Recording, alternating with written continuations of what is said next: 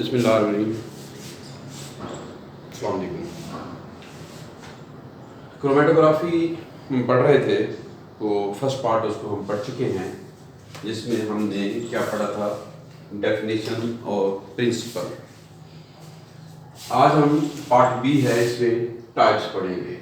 ठीक है, तो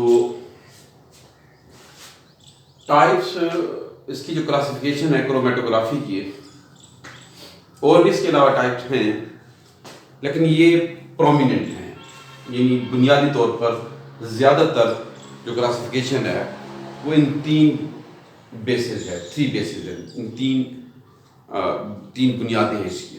नंबर वन है on the basis of shape के लिहाज से क्लासिफिकेशन। तो उसमें एक तो है कॉलम है क्रोमेटोग्राफी, दूसरी प्लेनर क्रोमेटोग्राफी है। कॉलम इस तरह, यानी ये समझ लें कि ये जैसे ये है, इस तरह कॉलम होते हैं, ये ब्यूरेट है, तो इसी तरह उसमें भी कॉलम बिल्कुल इसी तरह होते हैं, इसी तरह अरेंजमेंट होती है उसकी। तो उसमें कॉलम्स होते हैं, स्टेशनरी फेज अमूमन उसमें मौजूद होती है, मोबाइल फेज ऊपर से हम रन करते हैं, तो ये कॉलम है, इस ये से ये कॉलम है, ये देखिए इसको, तो शेप के लिहाज से कॉलम। प्लेनर में अच्छा, इसमें आयन एक्सचेंज आ जाती है। तो प्लेनर में ये प्लेनर है, जैसे ये शीट है ये, ठीक है, इस तरह इसको प्लेनर कहते हैं। क्रोमेटोग्राफर पेपर है, ये भी इस्तेमाल कर सकते हैं हम। उसके अलावा कोई आप इनर्ट ग्लास शीट ले सकते हैं, कोई प्लास्टिक, कोई मेटल की इनर्ट कोई शीट ले सकते हैं, उसके ऊपर स्टेशनरी फेज को हम उसकी लेयर बना देते हैं, तो उसको भी हम एज ए ठीक है यूज़ कर सकते हैं। वो भी एक सतह होती है, प्लेन सतह होती है। तो ये भी एक प्लेन है, एक ही प्लेन पे है, तो इसको भी प्लेनर क्रोमेटोग्राफी कहते हैं। इसमें TLC है, थिन लेयर क्रोमेटोग्राफी, और पेपर क्रोमेटोग्राफी। पेपर क्रोमेटोग्राफी ये हो गई, जैसे ये एक प्लेन है, सतह है, पेपर है, प्लेन पे है, प्लेनर है, ये टू डायमेंशनल चीज़ है, इसलिए प्लेनर कहते हैं। थिन लेयर क्रोमेटोग्राफी TLC जिसको हम कहते हैं, वो भी मैंने बताया, जैसे आपको कोई ग्लास या प्लास्टिक की शीट्स होती हैं, इस तरह शीट्स होती हैं, उनके ऊपर वो शीट है, जैसे ये एक शीट है, इसकी सतह के ऊपर जो स्टेशनरी फेज है उसको ठीक है पेस्ट बना के उसका इसके ऊपर उसकी लेयर बना देते हैं, तो बाकी प्रैक्टिकल वगैरह परफॉर्म करते हैं। तो ये प्लेनर क्रोमेटोग्राफी है। कॉलम क्रोमेटोग्राफी में ठीक है, प्लेनर में अच्छा, ये पेपर क्रोमेटोग्राफी हम ये डिटेल्स इसको पढ़ेंगे। और दूसरा ये है कॉलम क्रोमेटोग्राफी। कॉलम क्रोमेटोग्राफी जैसे मैंने देखा है, कॉलम यूज़ करते हैं इसमें। इसकी टाइप दी हुई आयन एक्सचेंज क्रोमेटोग्राफी। इसमें स्टेशनरी फेज होती है। एक एग्जांपल के लिए मैं आपको बता देता हूँ मैं, जैसे ये है, ये इसमें ये स्टेशनरी फेज है, इसमें फर्स्ट ये सैंपल है, तो इसमें ऊपर से हम मोबाइल फेज क्या करते हैं, रन करते हैं।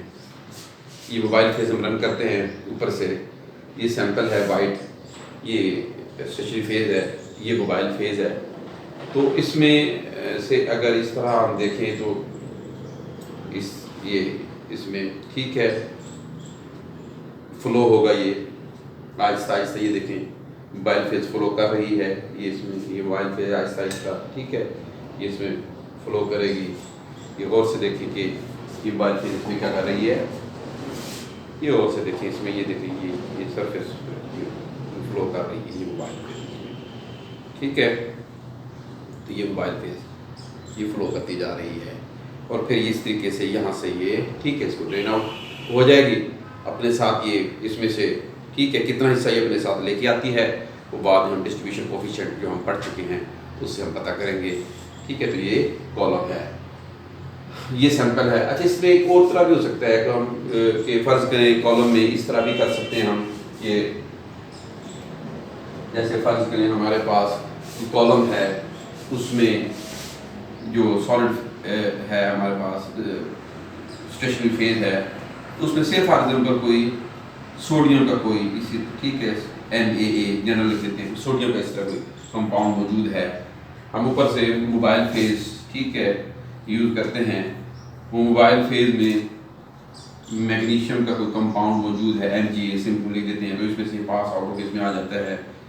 तो अब होगा क्या कि जो नीचे हमारे पास यहाँ पे आएगा वो से फॉर एग्जाम्पल NaA आ गया, ये Na यहाँ से खत्म हो जाएगा, ये मैग्नीशियम यहाँ पे, तो एक्सचेंज हो गया। इसको इस तरह, ये सिंपल समझाने के लिए है, तो इस तरह ये आयंस क्या हो गए, एक्सचेंज हो गए सोडियम की जगह, क्योंकि उसकी एफिनिटी इस वो क्यों हुए कि A के साथ मैग्नीशियम की एफिनिटी ज़्यादा थी, उसके साथ ज़्यादा है, तो सिंपल इस तरह इसको समझ सकते हैं आप। तो शेप के लिहाज से दूसरी टाइप है on the basis of phase, specially इसको मोबाइल फेज भी कहते हैं। तो फेज के लिहाज से जो इसकी टाइप्स हैं, तो मोबाइल फेज स्टेशनरी फेज में यानी ये लिक्विड हो सकती है, ये लिक्विड है तो इसको लिक्विड लिक्विड क्रोमेटोग्राफी कहते हैं। मोबाइल फेज लिक्विड है, ये सॉलिड है तो लिक्विड सॉलिड क्रोमेटोग्राफी कहते हैं। मोबाइल फेज गैस है और जो स्टेशनरी फेज लिक्विड है तो गैस लिक्विड क्रोमेटोग्राफी कहते हैं। इसी तरह मोबाइल फेज गैस है और ये सॉलिड है तो इसको GS गैस सॉलिड को GSC कहते हैं, ठीक है। ये LLC, इसको शॉर्ट एब्रीविएट क्या करते हैं, LLC लिक्विड लिक्विड क्रोमेटोग्राफी, ये LSC लिक्विड सॉलिड क्रोमेटोग्राफी इसको, ठीक है। GLC गैस लिक्विड क्रोमेटोग्राफी, ये gas SGSC gas solid chromatography. तो ये इसकी चार, इसमें और भी हो सकती है, एक लिक्विड सुपर क्रिटिकल लिक्विड भी हो सकता है, ठीक है, ये सुपर क्रिटिकल लिक्विड भी हो सकता है, और ये 2 टाइम हो सकता है, इसके यहाँ पे लिक्विड भी हो सकता है और सॉलिड भी हो सकता है, ये टाइप्स हो सकती है, ये पॉसिबल टाइप्स हैं on the basis of phases की बुनियाद पे, ठीक है।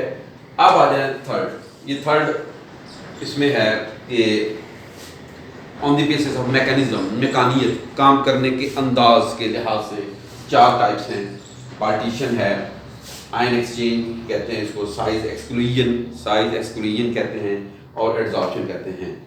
तो ये 4 टाइप्स हैं इसकी। हमारे सिलेबस में जो डेफिनेशन दी हुई हैं वो सिर्फ इन 2 की हैं, क्या इन 2 को हम, ठीक है, समझेंगे।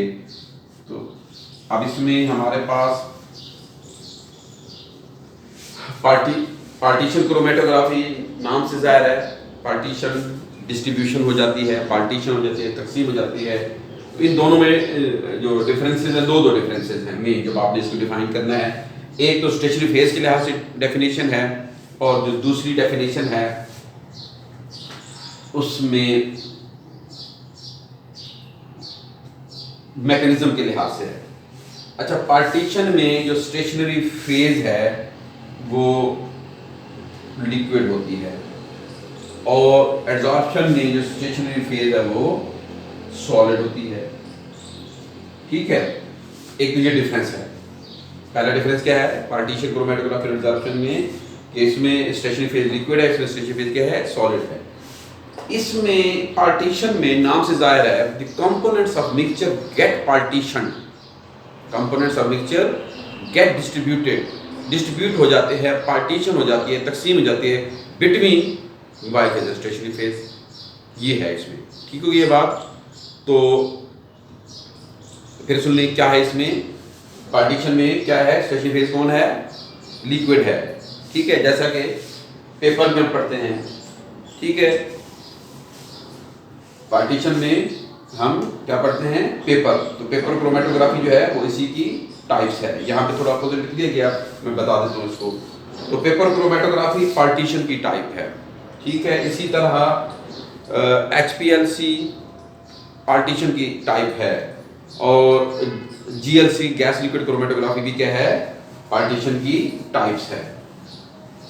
यानी यूँ समझ लें, अगर हम इसको इसकी टाइप्स के लिहाज से देखें, सॉलिड फेज, स्टेशनरी फेज अगर हम कहें सॉलिड है, और यहाँ स्टेशनरी फेज हम क्या कहें अगर लिक्विड है, तो फिर ये यहाँ पे क्या करें हम पार्टीशन कर दें, और यहाँ पे क्या कर दें हम एडजॉर्प्शन कर दें, ठीक है।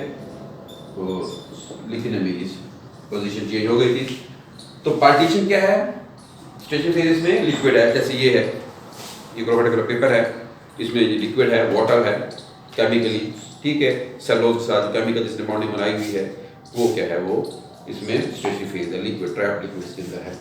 तो पेपर क्रोमेटोग्राफी की टाइप है गैस लिक्विड क्रोमेटोग्राफी, और HPLC हाई परफॉर्मेंस या हाई प्रेशर भी इसको कहते हैं।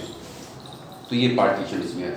तो इसमें क्या होता है पार्टीशन क्रोमेटोग्राफी में, कि कंपोनेंट्स मिक्सचर के पार्टीशन में तकसीम हो जाते हैं, डिस्ट्रीब्यूट हो जाते हैं मोबाइल फेज और स्टेशनरी फेज में। क्लियर है बात? तो 3 चीज़ें इसमें याद रखनी आपने। पहला क्या है कि स्टेशनरी फेज, जिसमें पार्टीशन में स्टेशनरी फेज लिक्विड। दूसरी बात क्या कहनी है आपने कि इसमें substances components of the mixture get partition, तकसीम हो जाती है मोबाइल फेज और स्टेशनरी फेज में। तीसरी बात इसमें क्या याद रखनी है आपने? एग्जांपल पेपर क्रोमेटोग्राफी, जीएलसी और एचपीएलसी। अब आ जाए एडजॉर्प्शन क्रोमेटोग्राफी।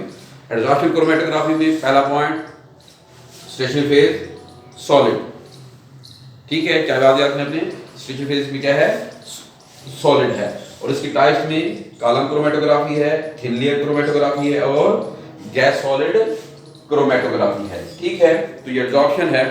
इसमें जो मोबाइल फेज में होता क्या है, जो कंपोनेंट्स क्या होते हैं, इसमें मौजूद होते हैं, इसकी डेफिनेशन अगर लिखना चाहें तो लिख भी सकते हैं आप कि the stationary phase solid है, in this type a substance leave the mobile phase and get attached to the surface of the stationary phase, ठीक है। यानी मोबाइल फेज में जो मौजूद होते हैं वो मोबाइल फेज को छोड़ देते हैं और सरफेस के साथ अटैच हो जाते हैं, एड्जॉर्ब हो जाते हैं सतह के ऊपर। एड्जॉर्प्शन असल में एब्जॉर्प्शन से निकला है।